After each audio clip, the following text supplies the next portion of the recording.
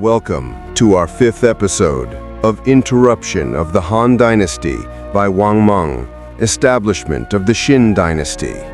Let's begin our new episode. The smoke from the ruins of Chang'an had barely cleared when the struggle for China's future began again. The Xin Dynasty had fallen, but chaos did not vanish with Wang Mang's death. Instead, it throbbed across the empire like a drumbeat, the steady rhythm of a nation still bleeding from 2 decades of famine, civil war, and political collapse. In the uneasy calm following the Red Eyebrow's victory, people across the land waited for heaven to send a true ruler. They had seen emperors rise and fall in rapid succession. They had watched self-declared prophets lead armies into disaster. They had watched warlords carve up their homeland with no more hesitation than a butcher slicing meat. They were tired, disillusioned, anxious. The world seemed to wobble without a center. Yet in this moment of exhaustion, something new was beginning to form. Liu Xiu, once overshadowed by louder, bolder claimants, was carving out a different path, one built on patience, not prophecies. While others rushed to seize power, he quietly rebuilt trust.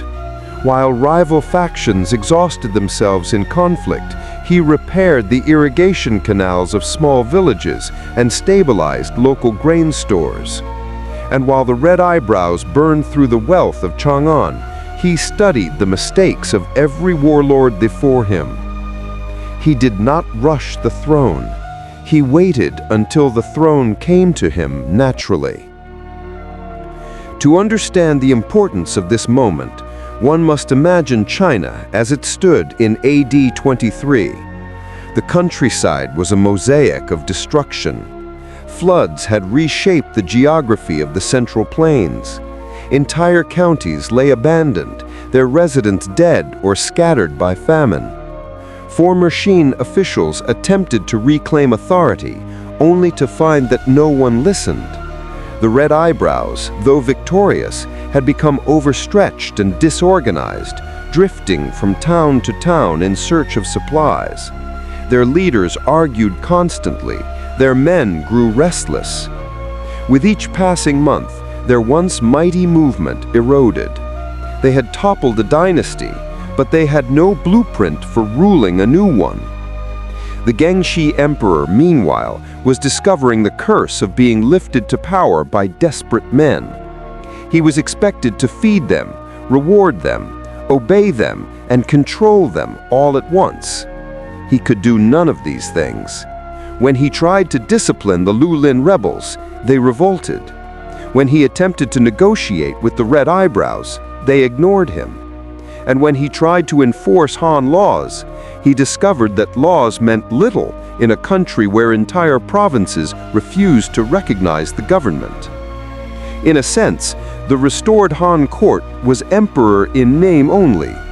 Real power belonged to the strongest army, and the strongest army did not answer to the throne.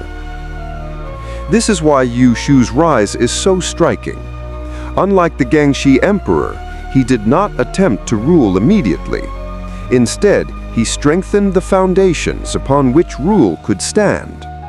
He reassured frightened villagers that the Han name still meant something. He forged alliances with powerful families whose loyalty could shift the balance of the empire. He rebuilt small pockets of order and let them grow organically. Where rebel armies moved like storms, violent, unpredictable, destructive, Liu Xiu moved like water, shaping himself to every obstacle. When he finally accepted the title of emperor, it was not an act of ambition, it was an act of inevitability. But before the Eastern Han could rise, China would endure one last wave of destruction. The Red Eyebrows marched west once more, determined to force the Gengshi emperor into submission. This time, their numbers were overwhelming. They flooded into Chang'an, looting it with the same ferocity they had shown after Wang Mang's fall. They executed officials, seized palace treasures, and wreaked havoc across the capital. Though they declared their intention to support Han restoration, their behavior made them indistinguishable from the chaos they claimed to oppose. The Guanxi emperor fled. His regime, young and fragile, collapsed behind him like a collapsing tent. Now the Red Eyebrows stood face to face with their greatest challenge, ruling a land they had spent years tearing apart. Their movement had been born from hunger, sustained by miracles, united by colors painted on skin. They were not administrators, they were not statesmen. They were an army of desperation, and desperation cannot build an empire. Discipline frayed. Leaders argued. Soldiers deserted in droves. The people, once sympathetic to their suffering, now feared them. Each act of rebellion ate away at the moral foundation of their cause. When they attempted to enact policies, they discovered that ruling a country is far more difficult than toppling one. It was against this backdrop of deepening chaos that Liu Xiu began his decisive campaigns. His armies did not fight with the wild passion of rebels. They fought with discipline, strategy, and coordination. They restored markets so that farmers could sell food again. They reopened roads that had been blocked for years. They delivered grain to villages still recovering from famine. This was not merely warfare, it was reconstruction. To the people, these actions were more persuasive than any imperial proclamation. Even those who did not know Liu Xiu's lineage soon trusted his name. When he marched his army south to confront the Red Eyebrows, villagers voluntarily opened their gates. Some even provided supplies without being asked. It was a sign that heaven's mandate was shifting, not through omens, but through the tangible restoration of stability. The Red Eyebrows attempted to stand against him, but their forces had become bloated with undisciplined recruits. Their commanders disagreed on basic strategy. Their supply lines were thin and their morale exhausted. The rebels that had once terrified entire provinces now found themselves cornered by a unified, determined opponent. Liu Xiu defeated them not simply through force, but through mercy. When the Red Eyebrows realized they couldn't win, he offered them terms no dynasty had ever extended to such a large rebel army. Instead of mass execution, he promised amnesty for those who surrendered peacefully. It was a gesture of startling generosity, and it worked. Tens of thousands laid down their weapons. With the Red Eyebrows neutralized, the last major obstacle to the restoration of Han authority was removed, but the empire was still in ruins. Liu Xiu, now Emperor Guanwu of the Eastern Han, faced a monumental task.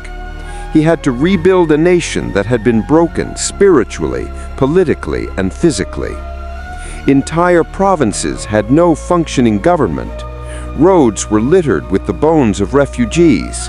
Rivers had changed their courses due to flooding. Bandits roamed the hills.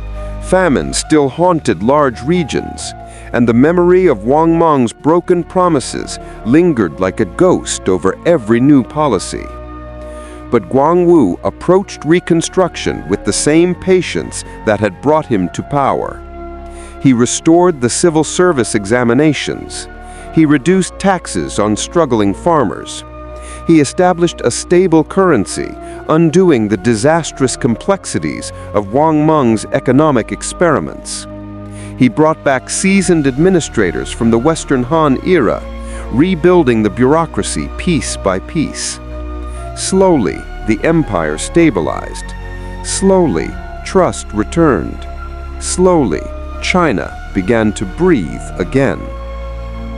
The Xin Dynasty, though short-lived, had left a profound scar. But from that scar grew a new resilience.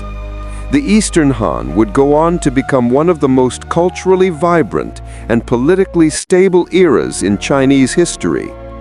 Its scholars would shape Confucianism into the orthodox philosophy of the empire. Its innovations would influence neighboring civilizations.